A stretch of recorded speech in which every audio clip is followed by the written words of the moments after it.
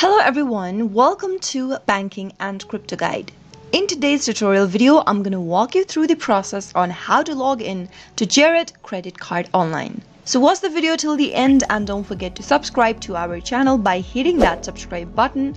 Press the notification bell so that you'll never miss another upcoming upload from us. To log into your Jared credit card account online, go ahead and open up a web browser. In the URL box, type in c.comenity.net/Jared and press enter on your keyboard.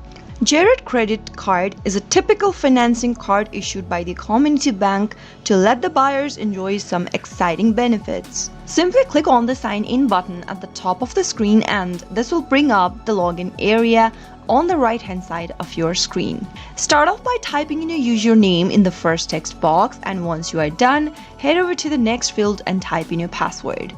After filling in your details, you can click on the sign in button to get access to your credit card account. But in case you've forgotten your username or your password, you can also retrieve them back by clicking on this forgot username/password link. Simply follow the on-screen prompts in order to do so.